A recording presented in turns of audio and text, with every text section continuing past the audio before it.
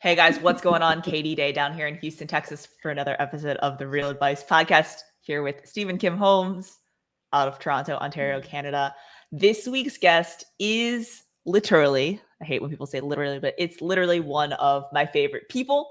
He is a broker owner of one of the fastest growing brokerages here in the greater Houston area. He is a native Texan with a simple mission to create long-term relationships with his agents, clients, and the communities they serve together.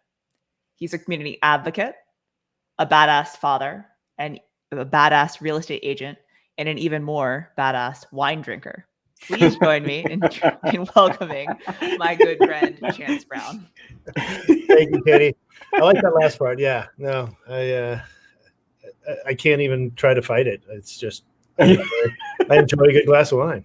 You're known for a few things in this world, like you're a good husband, you're a good, father, you're a good real estate agent and broker, and a good wine drinker. So, it is what it is. And like Steve, I have magnificent hair. Yes. I tell my 6-year-old son, I'm like, buddy, this is the barber special. This is your future. This takes time to craft. Right. I feel like we should have been more prepared for this podcast with like a nice glass of wine and sipping it as we're asking questions. Maybe part 2. Think's in here. Yeah. Right. Amazing. So Chance, thank you so much for sharing the time with us, making time in your busy schedule to sit and chat with us.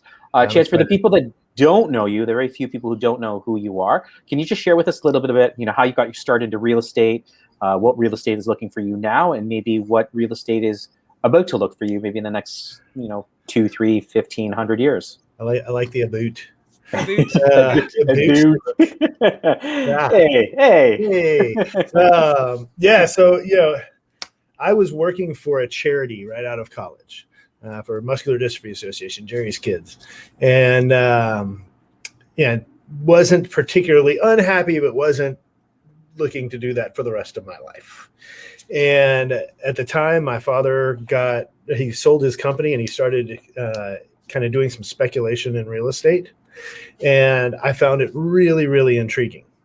And so I called our family's realtor before I was a realtor. And I said, hey, how do I go about this? And he goes, well, what you really ought to do is go work for a builder. And I said, no, I don't want to build. I want to sell. And he goes, yeah, go sell for a builder. And I said, but wait, isn't that what realtors do? And he goes, no, dummy. They have these model homes and they have salespeople. And I was like, oh. And where I grew up, we didn't have that. So I had never experienced that before. And so I completely ignored this guy with 20 plus years of experience in the industry because, I was 24 years old and knew everything there was to know. Yeah.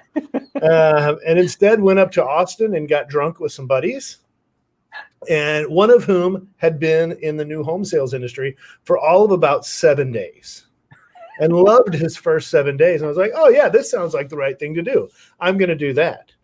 And so I came back home and I threw my resume out on every builder in Houston and got a call.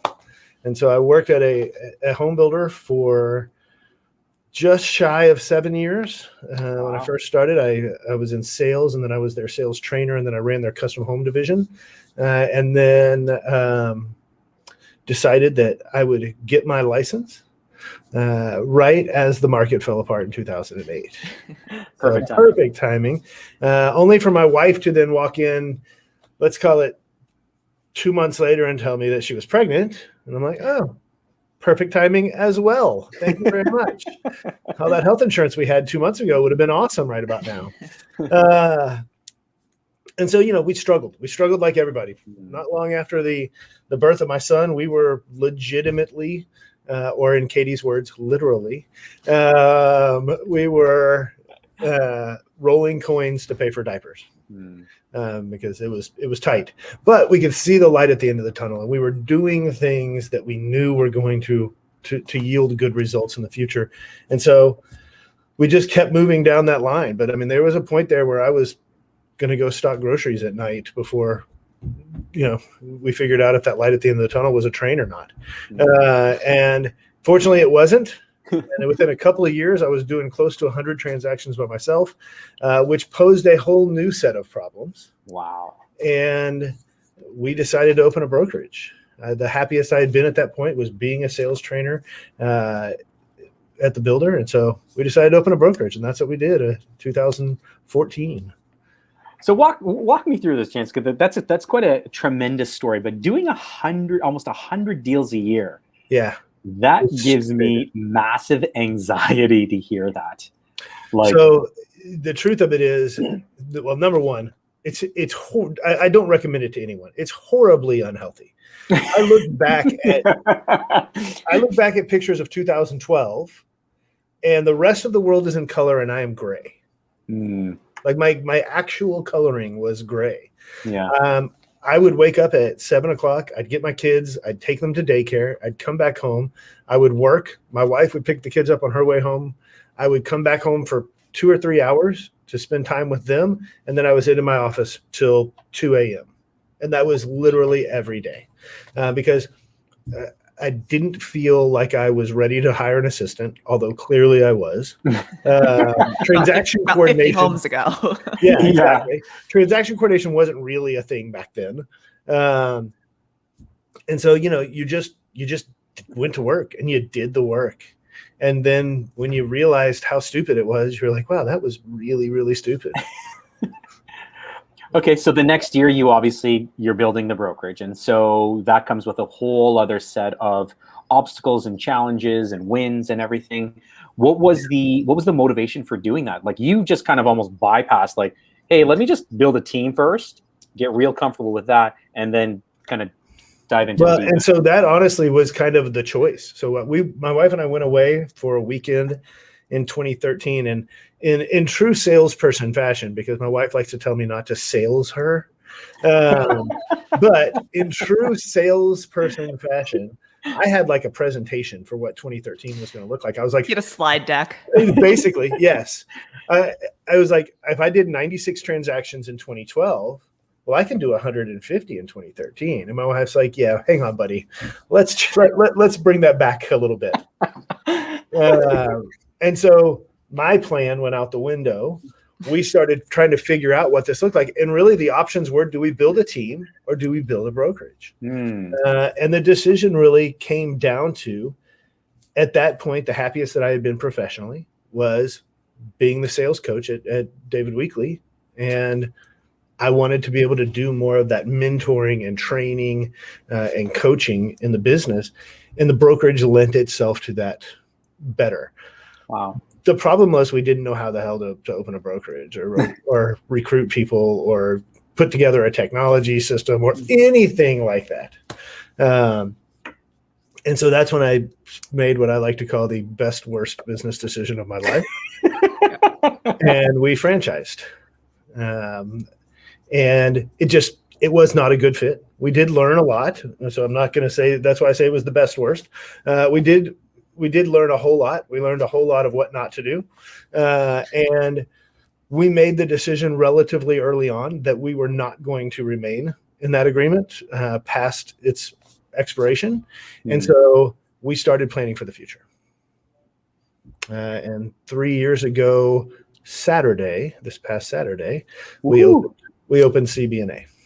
Okay. And so I know this story, right? Because obviously we've known each other for a while now, but 3 years ago, you opened your brokerage. Yes. And now today, what's your agent count and how many offices do you have? Steve, finish drinking your water before he says this. In 3 years. So we started at around 133 3 years ago with one office, the one you actually half of the one you see here, because we've since expanded this one to now we're just shy of 450 agents, 5 offices. Wow. How cool is that? Including opening 2 during a pandemic, which was weird. How cool is that? That's insanity. It's been great. It honestly has been great. And it's afforded us the opportunity to do some really cool things. So, you're probably one of the fastest growing brokerages, I would say, in Houston. I know by transaction count and things like that, you guys are quickly climbing the ranks, to get to the top. We just moved into number 11. Yeah, the top, I was gonna say 20, 25. Yeah, but to the top ranks, brokerages in Houston, which is no small feat, right? Right. While still maintaining awards for being a great place to work and, best employers and stuff like that. What characteristics do you look for? I know you have managers as well. So what does your team look for? What do you look for agents in joining your brokerage? Yeah. So I hate to make this sound incredibly simple, because it's not, right? It's not that hard, though, right? Everybody makes culture look like it's, we just go and have fun. Yeah. But there's a lot of thought and a lot of planning and strategy that goes into culture. But really, it does boil down to two things. Can I cuss on your podcast? Is it okay? Yeah. Okay. So rule number 1 of working at CBNA is that you can't be an asshole. And really, for me, what that looks more like is, I understand that this is a solo sport for most people, and it's a competitive group, and it draws people who are naturally competitive. But we kind of operate from the abundance philosophy of life here, that there's more than enough business to go around. And if we help each other, we help the entire industry be better. And then that really kind of leads into the second rule of working here, which is, when we see someone who needs help, we help. And those are the rules. And if you can play by those rules, then you are probably somebody who's going to fit into our culture. Our number 1 core value is have fun. So I think that there's an element of that as well. This is not rocket science, what we do for a living. It ought to be fun. Nobody got into real estate to be angry and anxious and an alcoholic. Those are just all side effects, right? I feel seen. Yeah. Those are all the side effects of getting your real estate license, but it's not why you got it. And so it ought to be a good time. So Chance, when you're identifying individuals that you want to align with as you're growing, look, it's easy to come in and kind of play the part and be like, look, I'm not a jerk, and, I'm a team player and everything, but boots to the ground, how do you really kind of disseminate the ones who will grow with you and your team, and the ones who are just, you got to make that decision to let them go? I mean, there's an element of trust but verify, right? Okay. And then when they verify that they are in fact an asshole, you have to be very quick with the trigger. When we first started, I went from sitting in my underwear on my couch, right, with ESPN playing SportsCenter 5 times a day, doing my work there, to 5,000 square feet with staff, and holy crap, we have a lot of bills to pay. So, it was like a scene from Animal House. We need the dues. And just whoever, do you have a heartbeat and a real estate license? Come on in. And because of that, we saw some early successes, but we were miserable doing it. And so one day I just went to my wife and I was like, this was not the right decision. Just don't like it. And she said, okay, well, what don't you like? And I said, I don't like any of the people that I work with. She said, well, then get rid of them. And I was, I was speaking with a little bit of exaggeration, because I actually turned out I did like most of them. The ones I didn't like just overwhelmed me with dislike, right? And so I literally went in one Friday and we let go of probably 40% of the agents that we had working here. And immediately there was relief. And immediately our agents kind of coalesced behind what we wanted to try and do. And, we track it pretty tightly, but from that point forward, about 70% of our growth every year is agent-to-agent referral. Wow. That's tremendous. Yeah. That is tremendous. Yeah. And so was there anything that fueled that, apart from you just essentially really kind of culling the fat and attracting more of the kind of the right people? Was there anything else that you did to kind of grow that part of your business? You mean the culture part? No, you talked about the agent-to-agent referral. That's are you referring to a pipeline of business? We have a very small incentive program. I mean, we're a flat fee type of brokerage. And so, we're not profit sharing. We're not giving people stocks. We're not, doing things like that. But we do have a small referral program that is, something of an incentive. But really, we really just try to focus on making sure that our agents have all of the things that they need to be successful, and that they know we're here for them and working towards that success with them. That's amazing. And I think because of that, and we're very, very transparent. There's a lot of communication. There's a lot of, here's what's happening with the company, and people want to be part of that. Chance, what would you say is the one or two things, like anyone who's listening or watching right now, and they're kind of on that precipice of maybe wanting to open up a brokerage, kind of dip their toe in the water? What's the one or two big mistakes that you can share with everyone watching and listening to avoid if they're going down that avenue, that lane? Yeah, so not to sound like the author of a motivational book or anything, but it's truly getting away from your core values. Not operating your company to your core values. So number one, you have to figure out what those are, right? And so ours are have fun, because what we already talked about. Number two is challenge traditional thinking, because I believe that our industry is plagued with a we've always done it that way mentality. And I don't think that by challenging traditional thinking, it means that you don't oftentimes still go with traditional thinking, but you just take a step back and say, is there a better way to do this? I don't necessarily think it means you have to chase trends or chase fads or anything like that, just for the sake of doing it, just for the sake of, oh, look what I have, the new shiny quarter. But I do think that it pays to take a different look at the way we do things. Our third one is do what you love and do it well. And it's just, we want passionate people who really want to grow businesses. We believe that we can change the way that the flat fee model looks in the eyes of everybody. My model has not traditionally always attracted the A players in the industry. And I'm more than willing to admit that, but I think we can change that. And I think we are changing that, frankly.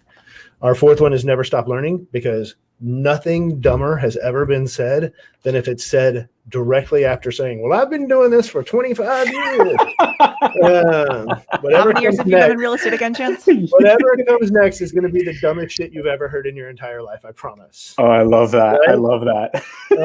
And so, we know, if nothing else, this last year has taught us that things change really, really quickly in how we have to do our business.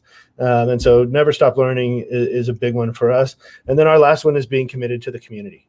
I say this a lot of the time. I know Katie has heard me say this. And so, if you're a Houston realtor, you've probably heard me say this. If you're not, this may be new. I think that what we do for a living is really, really cool. And I don't think that we as realtors take enough time to step back and realize the impact that we have on people's lives. The line I use, and it's not appropriate for you, Stephen, because you eat round bacon, but we are the purveyors and protectors of the American dream of home ownership. And I think that that's super powerful. But I also think that with it comes a huge responsibility to the communities that we serve to make sure that they're vibrant places that people want to live for years and years. And so we have a 501c3. In fact, I'll do it now. I was going to thank Katie for contributing to our efforts to do some hurricane relief in Louisiana this weekend, and spreading the word on social media as well. We have, in the last 48 hours, we've spent $10,000 to the Louisiana Realtors Relief Fund. We've sent $5,000 to the Cajun Navy. We've got a 20-foot box truck already filled with supplies, and we've raised another probably 10 or 12,000 that we're going to spend at Costco on Friday buying even more to get to Louisiana. And so grateful for you, Katie. Thank you. And so, yeah, we just think that, going back to that, if people need help, we help. That's our deal. That's amazing. That's crazy. That's honestly gives me the goosebumps. Right, talk about the epitome of someone who is not only a part of the community, but really is an advocate for the community, right? And so, as the general public sees us as realtors, and for the most part, the scum of the earth, right? You're really bucking the trend to show the human side of us as not realtors, but it's just humans. Yeah. We care. We have a heart. We have a head. Yes, we're in the profession that we're in and we're passionate about it, but don't punish us or crucify us for being good at what we do. See us for who we are as humans. So I love that, Chance. That really rings true with me. Well, and I think, I would differ with you in the scum of the earth comment. I think that we are exactly what we portray to the public.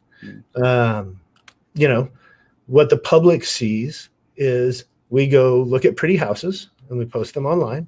And then we get in our fancy car and we go to happy hour with our friends because we posted online.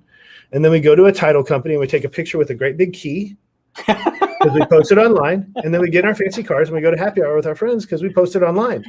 We don't post the 200 things that happen in between opening that door and picking up that big key. And that's where I think that we fail the public, right? I think if we did a better job of really showing the value in these step-by-step things that we do, the perception of us would be more serious. Yeah.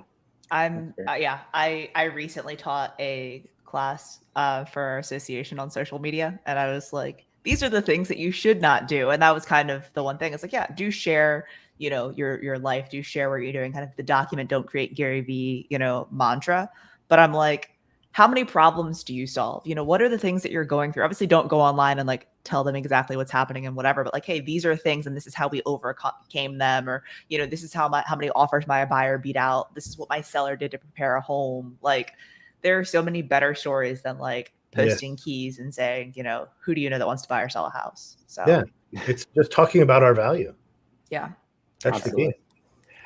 Chance, this is all you're so much about giving, and so let's shift the questioning a little bit away from the brokerage. Let's talk a little bit about giving some tools for new agents. So I'm a brand new agent, just got my license. What's the one or two things that you would impress upon me to start doing yesterday? Yeah, number one, CRM. I cannot stress it. Do I need to tell you what a CRM is, Katie? You got like what? No, I'm just kidding. What? If I could go back in time to when I got my license and do one thing over again, it would have been to get a CRM early on in my. I waited probably a year and a half, and I'll be completely honest, it was because I was a cheapskate and I didn't want to pay for top producer. Did they have CRMs back then? Yes, they did. It was a Rolodex, but shut up. Now, why, Chance? So, like, we can, I absolutely can support you in that, but why? Yeah. Why specifically? So, my dad, when I told you earlier, my dad sold his company and started getting into real estate speculation. He owned a company that sold hydraulic and pneumatic valves, so super sexy. He walked into a sales meeting for his salespeople one day, and he said, all right, everybody, this was pre everybody having a computer or a laptop on their desk, right? He said, close your notebooks, take out a blank piece of paper, and I want you to write down your top 10 clients.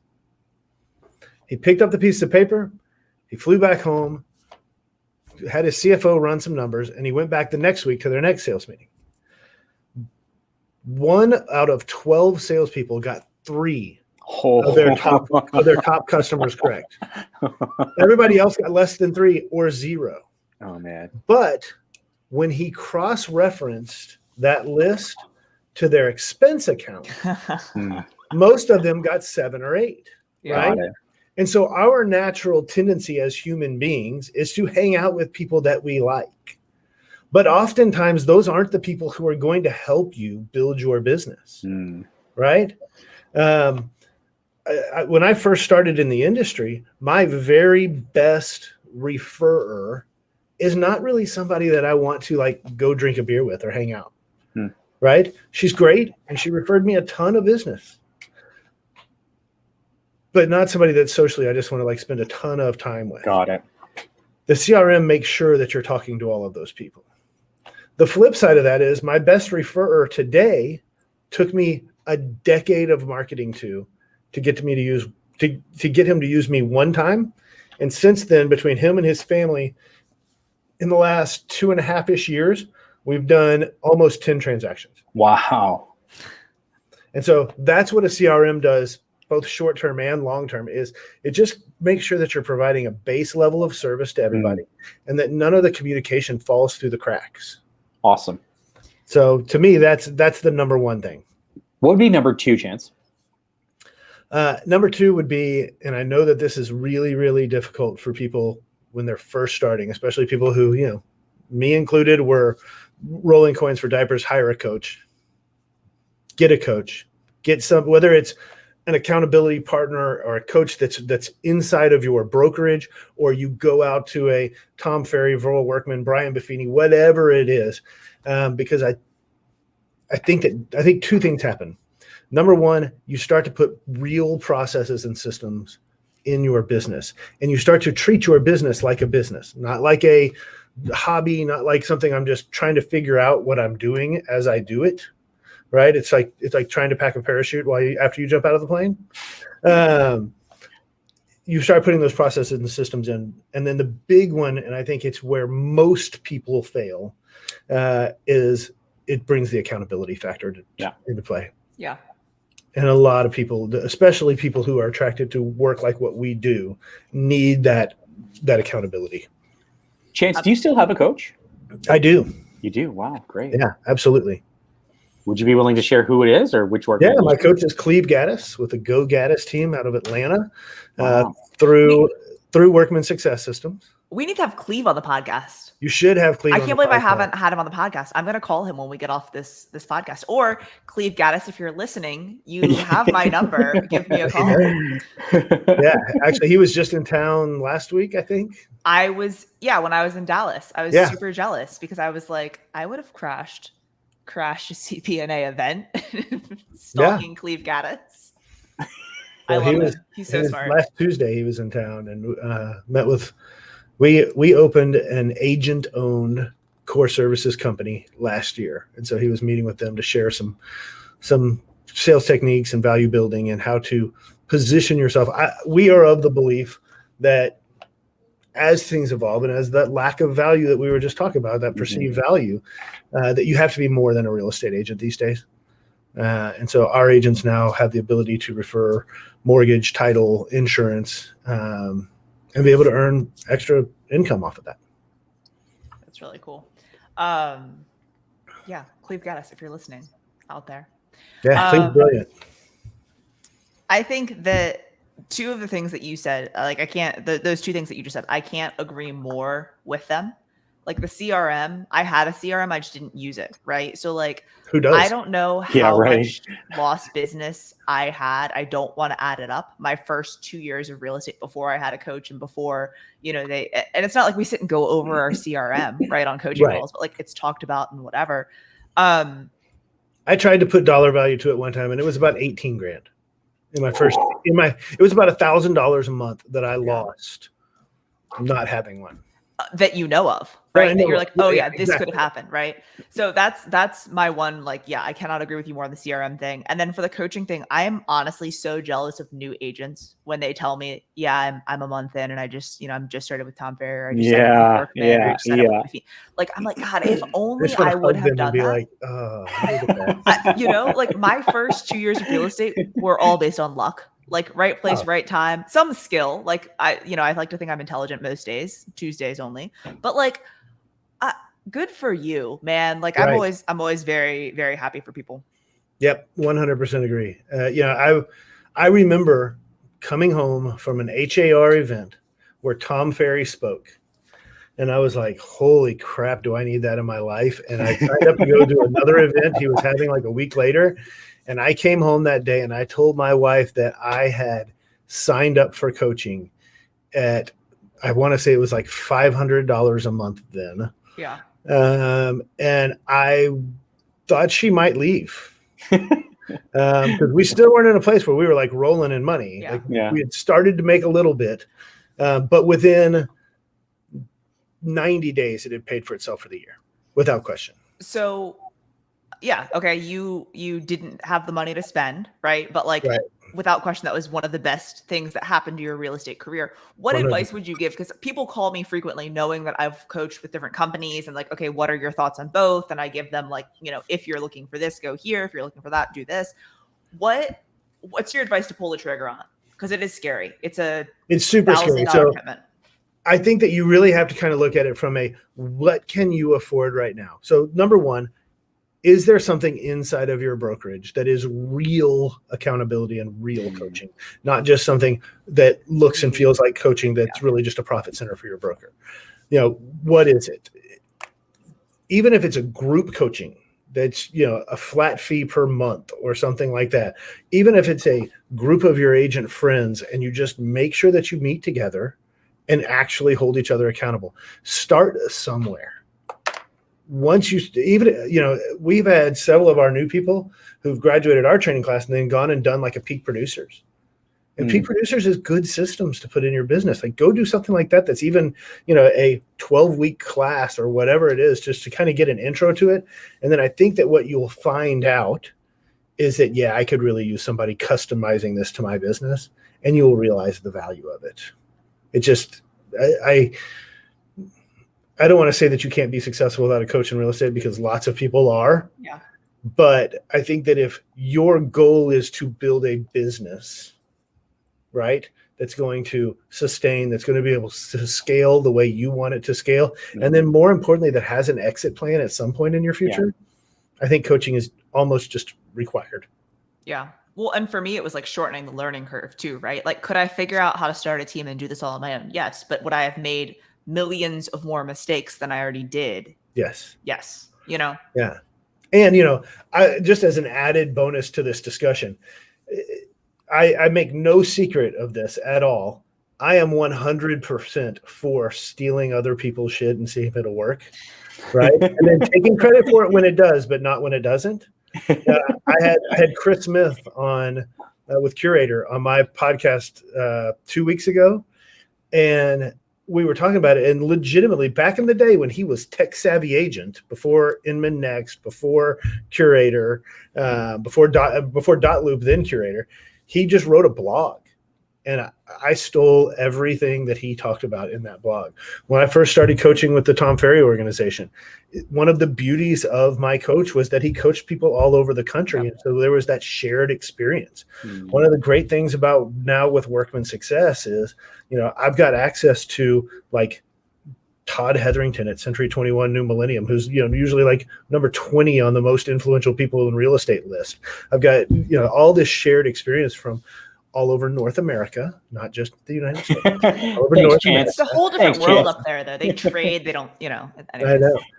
And it just helps you open your eyes to things that you probably weren't thinking of, because it's so easy to get dug into the minutia of what we do on a day-to-day basis. Yeah, that's good. That's amazing. Chance, we're just over the 30-minute mark, and we know how crazy busy you are. And thank you for hopping on early. So we're going to end the podcast off with this one question. I've got two questions. Oh, okay. Right. Okay, you go. Yeah. First, what if you could only drink one type or glass of wine for the rest of your life, what would it be?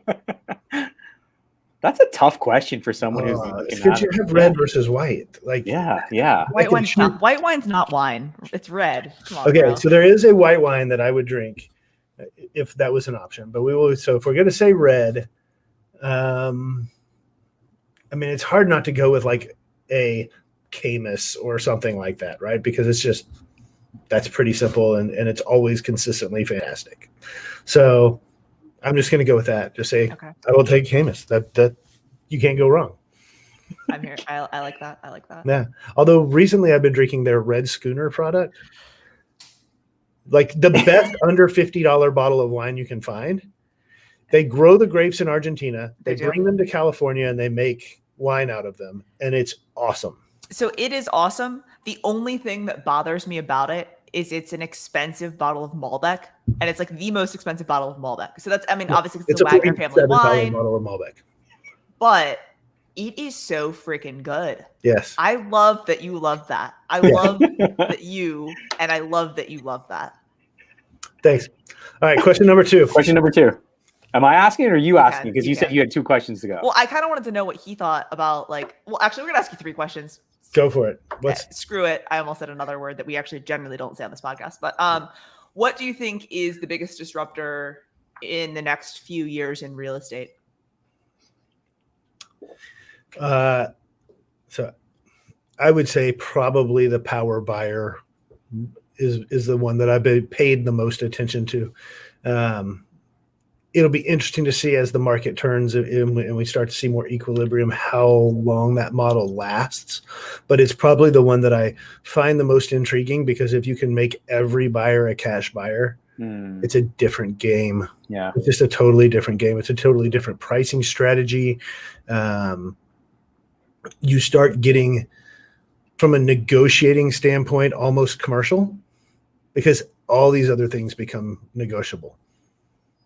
How long would you like to stay in your house after buying it or something? Yeah. It's just, there's so many other factors that play in if cash is king all the time. Yeah. And so that's the one I've probably been paying the most attention to. I'm not as sold on iBuyers as everybody else is, as this huge threat to our industry, because I don't think it's sustainable. I think we learned last year that, they're just going to sit off on the sideline and collect interest while the market is challenged. And so it'll be interesting to see how that plays out long term. It scares me a little bit that they're willing to lose as much money as they're willing to lose to buy market share. Yeah. The iBuyers have come out of the pandemic strong. Very strong. Like 50 grand over market value strong. But you look at who's actually doing the buying, and it's more hedge fund buying than it is actually open door buying, right? It's open door buying on behalf of ABC. XYZ hedge fund. Yeah. But yeah, to me, the big disruptor, so I'm not a huge, I don't really like the word disruptor, honestly, because it's not. There's a great book, if you ever want to read it, called Unlocking the Value Chain, by a guy, he's a Harvard professor named Thales Teixeira. And he talks about how disruptors don't really disrupt the entire industry. They just take a small piece and they disrupt it. And it's that pain point. For Uber, it's being able to push a button and a clean vehicle shows up, as opposed to finding a phone number, calling somebody, and waiting 45 minutes for a car to show up. Right? God, remember those days? Yes. Horribly. It's terrible. And so it's not, but every other element of the taxi ride is there. Yeah. Right. And so, I don't like the word disruptor, because it's not disrupting everything. It's just disrupting a part. And so I think that as an industry, we've got to look at what do the iBuyers and the power buyers and all that provide, and how do we provide options to things like that for our clients. And that's where we can create more value. Amazing. Really well said. Great insight as well, right? And especially it's not disrupting the whole system. It's just maybe a little pain point here and then tweaking it. So great insight on that. Chance, our last question is this. It's your last meal on earth. What is the meal, either home cooked or you're going out to go order it, eat in, dine in, whatever the case may be? What is your last meal on earth? Well, so I am way too proud of Texas guy, right? I mean, I don't have it on every shirt that I own, like somebody on this podcast, but I do have it tattooed on both arms. So I can't rebrand my arms. So, I mean, it would have to be a nice big steak with a loaded baked potato, glass of red wine, and nice. Let's go with an apple pie for dessert. Ooh, all American. All American potatoes, man. That's amazing. Now I am hungry. It's dinner time here in Canada, so I know what I'm having for dinner. Chance, we just want to say thank you so much. It's the first time that I'm meeting you, and just thank you so much for your incredible insight, wisdom, all of the incredible nuggets to help. It seems that you are not only just a kick or a badass realtor and dad and husband, but just an amazing community advocate for just being an all-around stand-up individual. So, Chance, thank you so much for sharing your time and all of your wisdom. And I look forward, and Katie as well, to seeing you sometime in the near future. Awesome. Stephen, really nice to meet you. Katie, always great to see you. And thanks for having me on. I appreciate y'all. Thank you so much. Thanks, Chance.